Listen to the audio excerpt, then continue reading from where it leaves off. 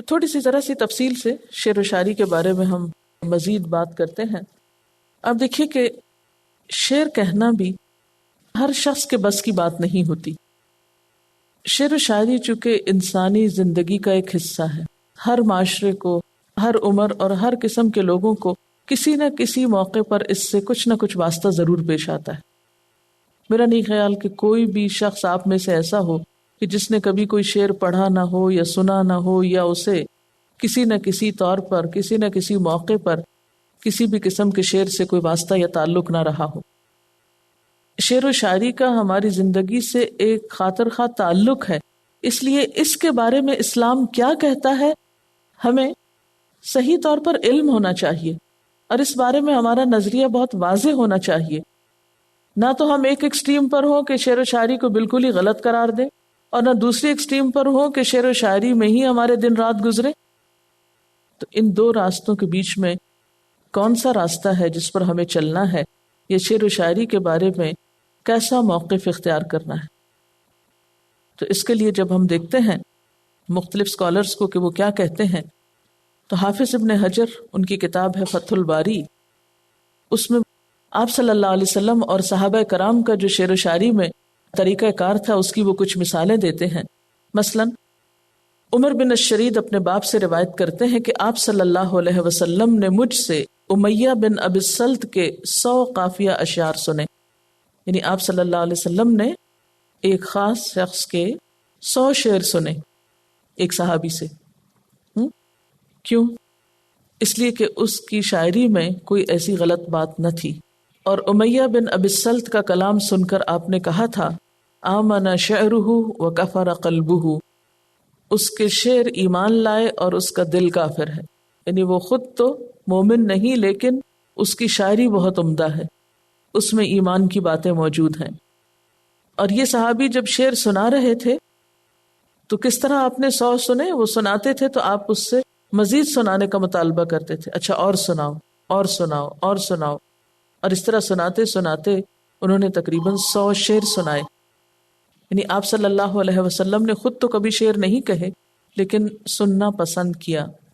مگر کون سے شعر؟ جن کے اندر ایمان کی باتیں ہوتی تھی، اچھی حکمت کی باتیں ہوتی. اور دوسری طرف صحابہ کرام میں سے حضرت عمران بن حسین نے خود شعر سنائے، یعنی اپنے قافلے والوں کو. مطرف فرماتے ہیں کہ میں نے کوفہ سے بصرہ تک حضرت عمران بن حسین کے ساتھ سفر کیا اور ہر منزل پر وہ شعر سناتے تھے. طبری نے کبار صحابہ اور کبار تابعین کے متعلق کہا ہے کہ وہ شعر کہتے بھی تھے، سنتے بھی تھے اور سناتے بھی تھے. تو اس سے کیا پتہ چلتا ہے؟ شعر کہنا، سننا اور سنانا یہ سب جائز ہیں اگر شاعری میں کوئی غلط بات نہیں. امام بخاری فرماتے ہیں کہ حضرت عائشہ رضی اللہ تعالی عنہا خود شعر کہتی تھیں، یعنی شاعرہ بھی تھیں. اس سے کیا پتہ چلتا ہے کہ خواتین بھی شعر کہہ سکتی ہیں. اسی طرح ابو یعلا نے ابن عمر سے مرفوعاً روایت کیا ہے کہ شعر ایک کلام ہے. ابن عمر کون ہے؟ حضرت عبداللہ بن عمر، حضرت عمر کے بیٹے.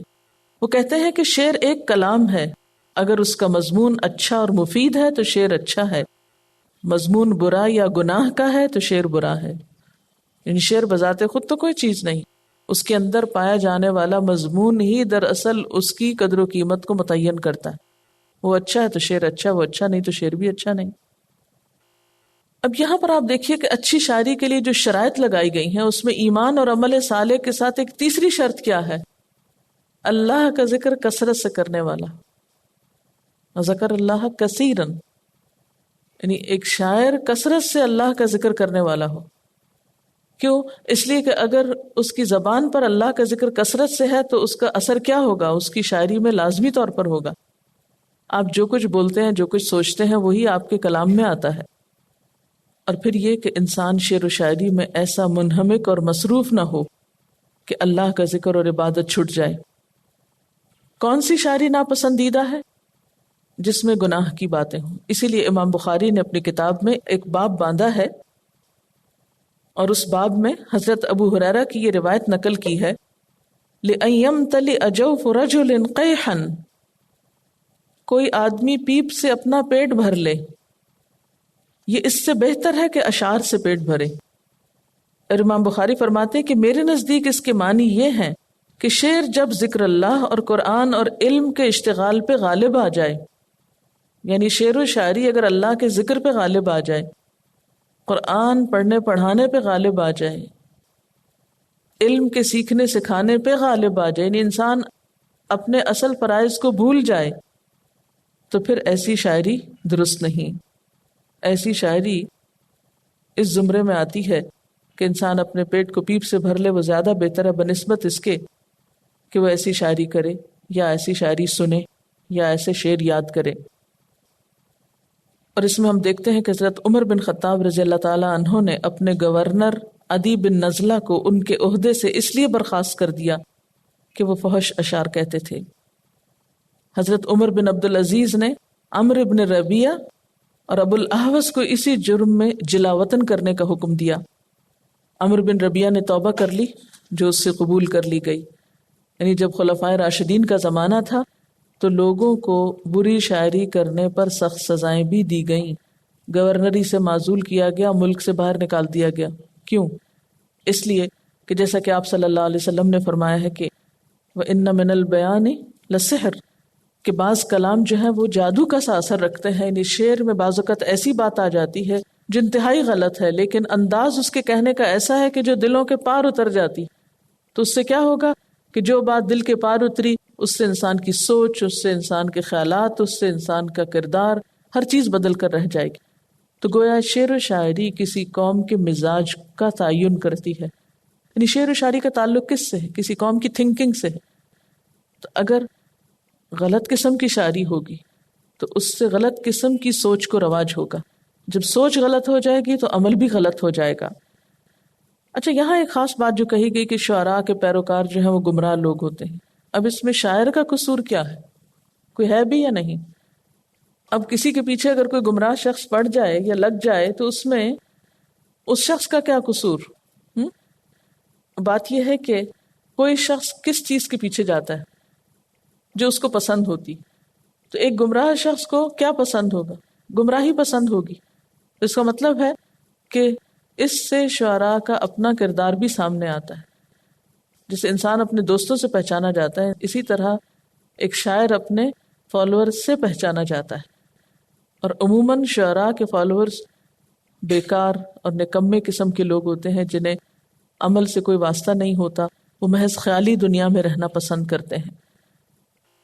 ایک اور چیز جو یہاں کہی گئی ہے وَانْتَصَرُوا مِن بَعْدِ مَا ظُلِمُوا، شعر و شاعری کے ذریعے ظلم کا بدلہ لینا، اس کی بھی اجازت ہے۔ آپ جانتے ہیں کہ قریش جو تھے وہ مسلمانوں کی حجف کرتے تھے۔ حضرت عائشہ فرماتی ہیں کہ قریش نے مسلمانوں کی حجف کی تو آپ نے مسلمانوں سے کہا کہ ان کی حجف کا جواب دو۔ حجف کس کو کہتے ہیں؟ شعر کے ذریعے کسی کا نقص بیان کرنا یا کسی کو عیب لگانا یا کسی کو برا بھلا کہنا، کیونکہ حجف قریش کو تیروں کی بچھاڑ سے زیادہ ناگوار ہے۔ پھر عبداللہ بن رواحہ سے حجف کرنے کو کہا، لیکن ان کی حجف آپ کو پسند نہ آئی۔ پھر آپ نے کعب بن مالک سے کہا، پھر حسان بن ثابت سے حجف کرنے کا کہا، اور ساتھ ہی یہ فرما دیا کہ ذرا دھیان رکھنا میں بھی قریش میں سے ہوں۔ تو حضرت حسان کہنے لگے، اس ذات کی قسم جس نے آپ کو سچا پیغمبر بنا کے بھیجا ہے، میں آپ کو قریش میں سے ایسے نکال لوں گا جیسے آٹے سے بال نکال لیا جاتا ہے۔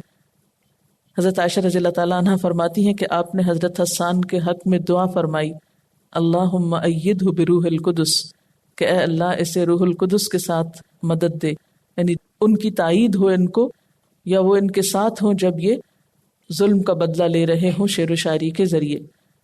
نیز فرمایا حسان نے قریش کی حجف کر کے مومنوں کے دلوں کو تسکین دی اور کافروں کی عزتوں کو تباہ کیا۔ حضرت حسان بن ثابت کا قصیدہ جو ہے وہ موجود ہے۔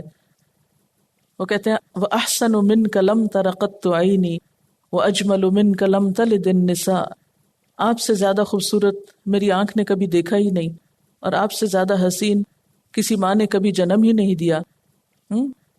خلقت مبرأ من كل عیب کأنک قد خلقت کما تشاء، آپ ہر عیب سے پاک پیدا کیے گئے، آپ اس طرح بنائے گئے جیسا آپ نے خود چاہا۔ حضرت حسان بن ثابت جو تھے ان کی عمر 120 سال تھی، 60 سال دور جاہلیت میں گزارے اور پھر 60 سال اسلام میں، اور جب مسلمان ہوئے تو پچھلے سارے جاہلیت کا ازالہ کر دیا۔ یعنی اسلام کے لیے ایک بہت ہی زبردست مددگار تھے. ایک جگہ پر آتا ہے کہ حضرت حسان نے اپنی زبان سے وہ کام لیا جو بعض صحابہ نے اپنی تلوار سے لیا.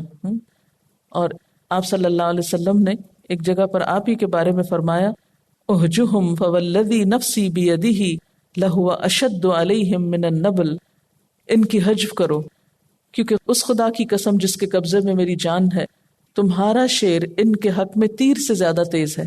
یعنی تیر جو کسی کو لگے تو اس کی تکلیف اس کو کم ہو جتنا تمہارے شیروں سے یہ تڑپتے ہیں یا ان کو تکلیف ہوتی ہے. آپ صلی اللہ علیہ وسلم کا ارشاد ہے کہ مومن تلوار سے بھی لڑتا ہے اور زبان سے بھی. تو اس سے کیا پتہ چلتا ہے کہ جہاد صرف تلوار ہی سے نہیں ہوتا، زبان سے بھی ہوتا ہے. خلاصہ یہ ہے کہ جن لوگوں کو اللہ نے شعر و شاعری کی صلاحیت بخشی ہو، انہیں یہ 3 کام کر کے، ایمان لا کے، اچھے کام کر کے، یعنی خود باعمل ہو کے، اللہ کا ذکر کثرت سے کر کے، پھر اپنی اس صلاحیت کو دین کے راستے میں استعمال کرنا چاہیے. یعنی خلاصہ اس بات کا یہ ہے، کیونکہ عام طور پر جب ہم دین میں آتے ہیں تو ہم بعض اوقات انتہا پسند ہو جاتے ہیں. ہماری انتہا پسندی کیا ہوتی ہے؟ شعر و شاعری، اس کے تو پاس بھی نہیں پھٹکنا، وہ تو بہت ہی خراب چیز، اس میں اچھا تو کچھ ہے ہی نہیں. اسلام کا نقطہ نظر بہت معتدلانہ ہے. خراب چیز کو الگ کر کے رکھ دیا، اچھی چیز کو اپریشیٹ کیا.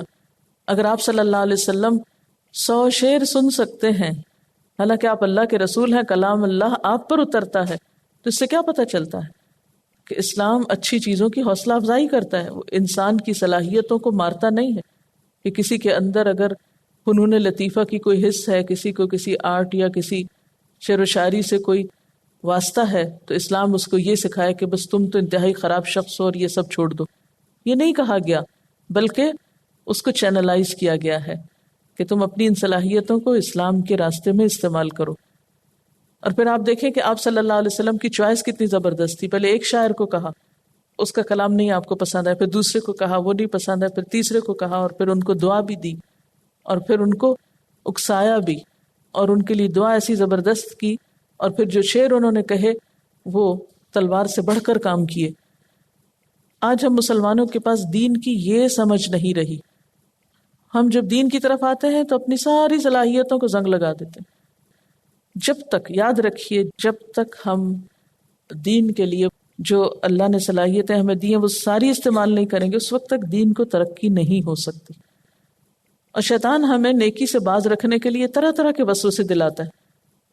کبھی کسی طرح ہماری صلاحیتوں کو زنگ لگائے گا، کبھی کسی طرح، کبھی کہے گا نہیں یہ تو ریاکاری ہے، یہ تو دکھاوا ہے، تم یہ کام نہیں کرو، لوگوں کو پتہ چل جائے گا تمہارے اندر اتنا ٹیلنٹ ہے، پھر وہ لوگ تو تمہاری تعریفیں کریں گے، پھر تمہیں کیا حاصل ہوگا، تمہارا عمل تو یہیں ضائع ہو جائے گا، اجر تو کچھ ملے گا نہیں. یہ کیسے کچے مسلمان ہیں ہم کہ اپنی نیت پہ بھی قابو نہیں رکھ سکتے. یہ تو پھر ایک بزدلی ہے کہ نیت کا بہانہ کر کے آپ نیکی کے کام میں پیچھے رہیں. دیکھیں کہ عقل مند انسان وہ ہے جو اپنے نفس کا حساب کرنا جانے، وہ نہیں ہے کہ جو پردے کے پیچھے چھپ جائے اور جب دین کے اوپر ایک کٹھن وقت ہو یا کام کرنے کا وقت آئے تو یہ بہانہ کر لے کہ نہیں اس طرح تو دکھاوا ہو جائے گا. وَسَيَعْلَمُ الَّذِينَ ظَلَمُوا أَيَّ مُنقَلَبٍ يَنقَلِبُونَ، اور ظلم کرنے والوں کو عنقریب پتہ چل جائے گا کہ وہ کس انجام سے دوچار ہوتے ہیں.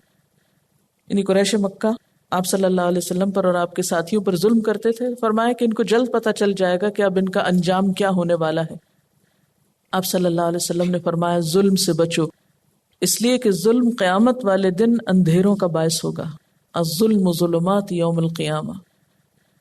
جب لوگ نہیں مانے تو آخر میں اللہ تعالیٰ نے کیا فرمایا؟ ٹھیک ہے یہ نہیں ماننے والے نہیں مانتے، ظلم کرنے والے ظلم کرتے ہیں، تو ان کو جلد پتہ چل جائے گا کہ اب یہ کس انجام سے دوچار ہوتے ہیں. یہ جو حق کو نیچا دکھانے کے درپے ہیں اور آپ پر طرح طرح کی تہمتیں لگاتے ہیں، کبھی شاعر کہتے ہیں، کبھی کاہن کہتے ہیں، کبھی مجنون کہتے ہیں، ان کو جلد معلوم ہو جائے گا کہ ان کا انجام کیا ہونے والا ہے، یہ کہاں پہنچتے ہیں.